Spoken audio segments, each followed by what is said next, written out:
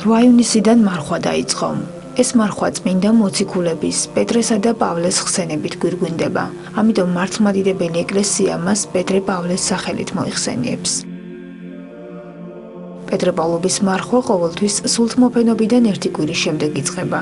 ათვლის თარიღი მოძრავია და უფლის ბრწყინვალე აღდგომის მიხედვით გამოითვლება. აღსანიშნავია ისიც, რომ დედა ეკლესიის მიერ დაწესებული 4 მარხვიდან ეს შედარებით მსუბუქია და 4 შაბათი პარასკევის გარდა თევზით ხსნილია. ზოგჯერ შეიძლება იყოს უფრო დიდი ეს მარხვა, ზოგჯერ შეიძლება იყოს უფრო მომცრო, იმის მიხედვით თუ რა პერიოდში აღინიშნება აღდგომის დღესასწაული.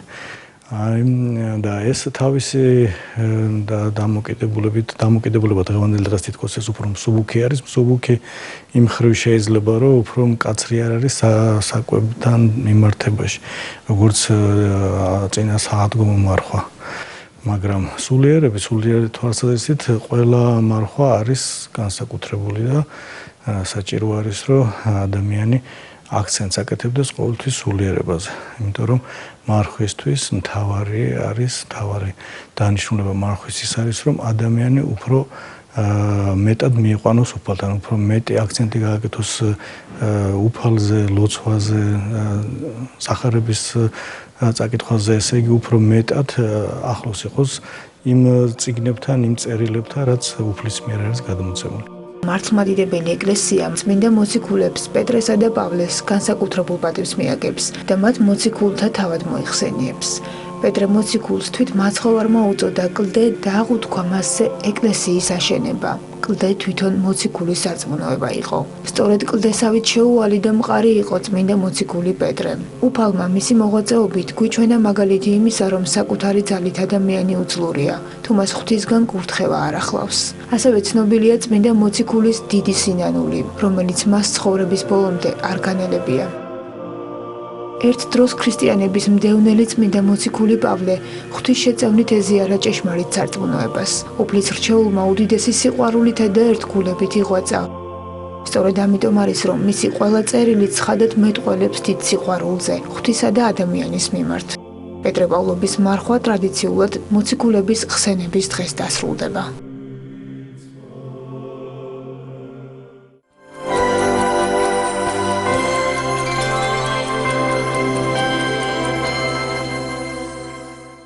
საქართველოს საპატრიარქოსთან არსებულ მეფუტკრეობის კოლეჯში მორიგი საჯარო ლექცია შედგა. ფუტკრის ოჯახის ბიოლოგია, ასე ჰქვია მოხსენებას, რომელიც ეკოლოგიურ მეცნიერებათა აკადემიის აკადემიკოსმა ვენერა სტეფანიშვილმა წაიკითხა. მეცნიერმა ფუტკრის ოჯახის შემადგენლობაზე, მის კლასიფიკაციაზე, დახასიათებასა და ფუნქციებზე ისაუბრა. მეფუტკრეობის კოლეჯი სრულიად საქართველოს კათოლიკოს პატრიარქის, მცხეთა თბილისის მთავარეპისკოპოსის და ბიჭვინთისა და ცხუმ-აფხაზეთის მიტროპოლიტის, უწმინდესისა და უნეტარესის ილია მეორის ლოცვა კურთხევით ახალგაზრდობის სულიერი და ინტელექტუალური განვითარების ცენტრში გაიხსნა. სასწავლო დაწესებულება საჯარო ლექციებს კვირაში რამდენჯერმე გამართავს. შეხვედრაზე დასწრება საკითხით დაინტერესებულ ნებისმიერ პირს შეუძლია. ფუტკრის ოჯახის ბიოლოგიაზე ჩატარდება ლექციები. შევეხებით ფუტკრის შემადგენლობას, ოჯახის შემადგენლობას, თვითონ საკუთარ დავახასიათებთ მათ ფუნქციებს და შევეხებით აგრეთვე მათ აგებულებას. ასე რომ ძალიან საინტერესო ლექცია იქნება და თუ ჩვენ მსმენელი მოგვისმენს, რა თქმა უნდა, ბევრ სასარგებლოს მიიღებს.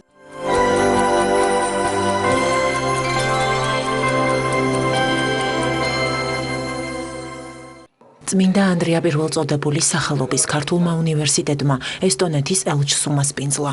პრიიტ ტურგმა უმაღლესი სასწავლებლის პროფესორებსა და სტუდენტებს ესტონური განათლების სისტემა გააცნო. შეხვედრის მონაწილეებმა საქართველოს ევროპასთან ინტეგრაციის პერსპექტივებსა და ჩრდილოატლანტიკურ ალიანსთან სამომავლო ურთიერთობაზე ისაუბრეს. მას აქვს ძალიან დიდი ინტერესი საქართველოს მიმართ, ამის გამოხატულება გახლავთ სწორედ ესტონეთის ელჩის მობრძანება ჩვენს უნივერსიტეტში და მსჯელობა იმ გაცვლით პროგრამებზე, რომელიც ესტონეთმა შეიძლება შესთავაზოს ჩვენ უნივერსიტეტის სტუდენტებს სხვადასხვა სფეროში. ეს იქნება ეკონომიკა, ბიზნესი, მათემატიკა თუ ჰუმანიტარული და სოციალური მიმართულებანი. მე უნივერსიტეტში მომიწვიეს, რათა ესტონეთის გამოცდილება გავაცნო ქართულ სტუდენტებსა და პროფესორებს. ვისაუბრეთ ევროპასთან ინტეგრაციის დეტალებზე, ასევე განვიხილეთ სტუდენტების გაცვლითი პროგრამები.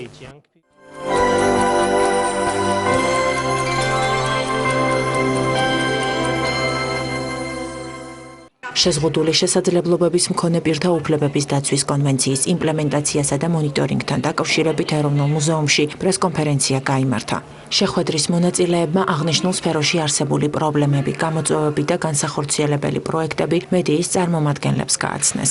ღონისძიების პარალელურად გაიმართა ფოტოგამოფენა, რომელზეც 20-ზე მეტი ქართველი და შვედი შეზღუდული შესაძლებლობების მქონე პირის ნამუშევრები იყო წარმოდგენილი. ღონისძიების ორგანიზატორთა განცხადებით, საქართველოს პარლამენტმა 2013 წლის 26 დეკემბერს მოახდინა გაეროს 2006 წლის კონვენციის რატიფიცირება, რომელიც მომდევნო წლის 12 აპრილს შევა ძალაში. ღონისძიება შვედეთის საელჩოს, კოალიციის დამოუკიდებელი ცხოვრებისთვის და თბილისის მერიის ინიციატივით ხორციელდება. ფოტოგამოფენა ეროვნულ მუზეუმში 3 კვირას გაგრძელდება. ჩვენ ვაცნობიერებთ იმ პრობლემებს, რომელიც ამ ადამიანებს აქვთ დღეს დედაქალაქში და საერთოდ ქვეყანაში და აქედან გამომდინარე ერთის რომ ჩვენ გვეგმოთ რომ 2016 წელს კიდევ უფრო მრავალფეროვანი გავხადოთ ეს მხარდაჭერა და მეორეს მხრივ სხვადასხვა მიზნობრივი შეხვედრებით კიდევ უფრო მეტად გავაძლიეროთ იმ პრობლემების გამოვლენა, რომელიც დღეს არსებობს. საქართველოში შეზღუდული შესაძლებლობების მქონე პირთა უფლებების დაცვა წარმატებით ხორციელდება. ამ კუთხით თქვენთან მნიშვნელოვანი ღონისძიებები ტარდება, თუმცა სასურველი იქნებოდა უფრო მეტი საჭირო და აუცილებელი პროექტის განხორციელება.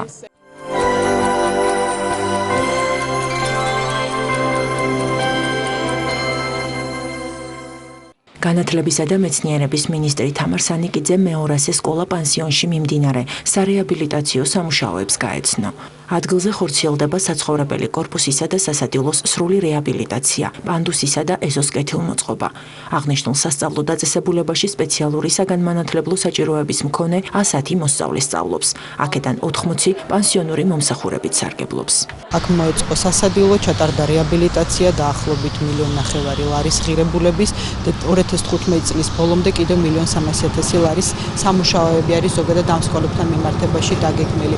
ასევე ჩვენ 2013 წელს გაზრდილი კომპონენტის ფარგლებში გავზარდეთ არსებული პერსონალის ანაზღაურებაც დაახლოებით 30%. ძალიან მნიშვნელოვანი პროექტი კეთდება. ჯერ კიდევ პანსიონური მომსახურებით მოსარგებლე ბავშვებისთვის კეთდება ოჯახურ გარემოსთან მიახლოებული საცხოვრებელი ფართები, სადაც ბლოკებად არის დაყოფილი მთელი შენობა და თითო ჯგუფს აქვს მისი საცხოვრებელი ოთახი, თავისი საძინებლები და სველი წერტილებით, რაც ძალიან მნიშვნელოვანია. ეს ბავშვები ამ გარემოთი ეჩვევიან დამოუკიდებელი ცხოვრებისათვის მზადყოფნას.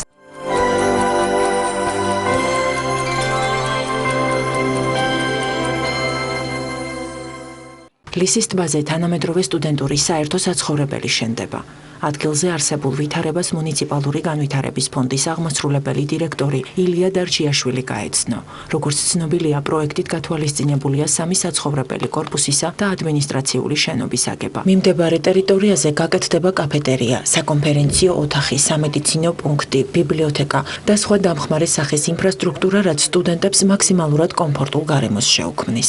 საქართველოს პრემიერ-მინისტრის ინიციატივით დაწყებული 300 ადგილიანი სტუდენტური საცხოვრების მშენებლობა, რომელსაც აშენებს საქართველოს მუნიციპალური განვითარების ფონდი, მიმდინარეობს გეგმოგრაფიკის მიხედვით და შესულია მშენებლობის აქტიურ ფაზაში. ჩვენ დარწმუნებული ვართ, რომ მშენებლობის დასრულების შემდეგ სოციალურად დაუცველი და დევნილი ოჯახების წარმომადგენლებს, სტუდენტებს ექნებათ საშუალება მაქსიმალური კონცენტრაცია გააკეთონ სწავლაზე.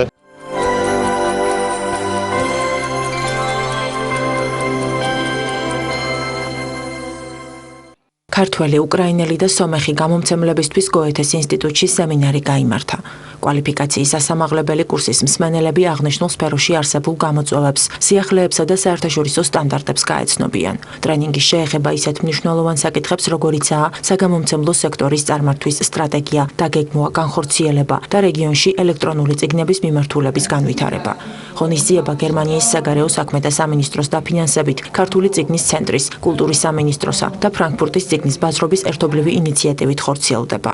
კვალიფიკაციის ასამაღლებელი სემინარი 5 დღეს გაგრძელდება. ქართული წიგნის ეროვნული ცენტრის და ფრანკფურტის წიგნის ბაზრობის ერთობლივი პროექტის ფარგლებში ერთი კვირის განმავლობაში ქართული წიგნის სექტორში დასაქმებულ ადამიანებს, გამომცემლებს, საავტორო უფლებების მფლობელებს, დიზაინერებს ჩაუტარდებათ პროფესიული სემინარები, რომლებიც მიზნად ისახავს გამომცემლების უნარჩვევების და მათი პროფესიული უნარების განვითარებას ამ სფეროში, რაც კიდევ უფრო მეტად ხელს შეუწყობს საქართველოში ამ სექტორის გაძლიერებას. ჩვენთვის ძალიან საინტერესოა მსგავსი ტიპის სემინარები, არც ისე ხშირად ტარდება საქართველოში და თუ გავითვალისწინებთ იმ ფაქტს, რომ 2018 წელს საქართველო არის საპატიო სტუმარი ფრანკფურტის წიგნის ფესტივალზე, თითოეული ქართველი გამომცემლისთვის მსგავსი ტიპის სემინარები არის ძალიან მნიშვნელოვანი, იმიტომ რომ ჩვენ გვაქვს უშუალო შეხება გერმანიიდან ჩამოსულ სხვადასხვა ექსპერტებთან საგამომცემლო სფეროში და მათი გამოცდილების მიღება და გაზიარება ძალიან მნიშვნელოვანია.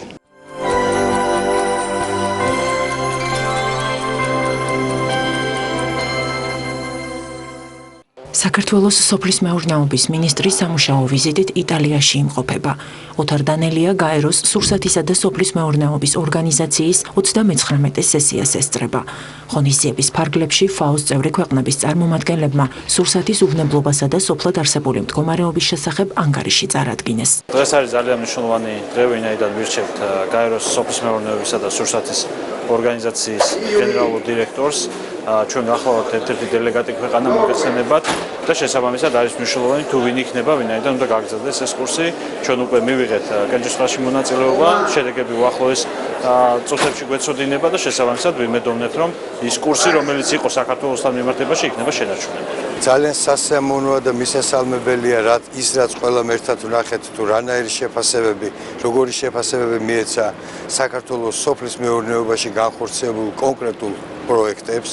ასევე მისასალმებელია და მნიშვნელოვანი, არანაკლებ მნიშვნელოვანია, რომ იყო ძალიან სერიოზული და საინტერესო ორმხრივი შეხვედრები.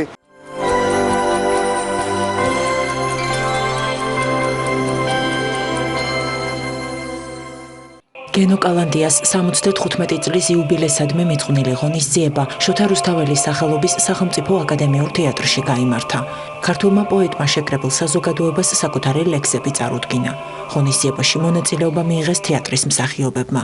საიუბილეო საღამოს მუსიკალურად აფორმებდნენ ანსამბლები რუსთავი და აფხაზეთი. გენო კალანდია არაერთი ჯილდოსა თუ პრემიის ლაურეატია. პოეტი თანამედროვე ქართული მწერლობის განვითარებაში შეტანილი წვლილისთვის ღირსების ორდენით არის დაჯილდოვებული. ეს ერთგვარი ჩემი ანგარიშია მკითხველი საზოგადოების წინაშე, როცა ნახევარი საუკუნე ქართულ სიტყვას, ქართულ ლექსებს მსახურები, ბუნებრივია ჩნდება იმის სურვილიც, რომ აი ეს გაკეთებული გააცნო შენს ერთგულ მკითხველს და საზოგადოებას. მე ძალიან ბედნიერი კაცი ვარ.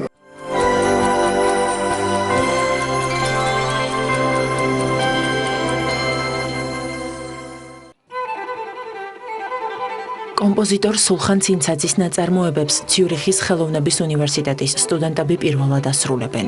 როგორც თავად ამბობენ, ქართული კულტურა მათთვის ძალიან საინტერესო და ამაღელვებელია. მაქსიმილიან კადუ და ტაბეა ფრეი საქართველოში საქველმოქმედო პროექტის ალპებიდან კავკასიამდე ფარგლებში იმყოფებიან. კონსერვატორიის დიდ დარბაზში მსმენელების წინაშე საგანგებოდ შერჩეული პროგრამით როგორც უცხოელი მუსიკოსები, ასევე ქართველი შემსრულებლები წარდგნენ.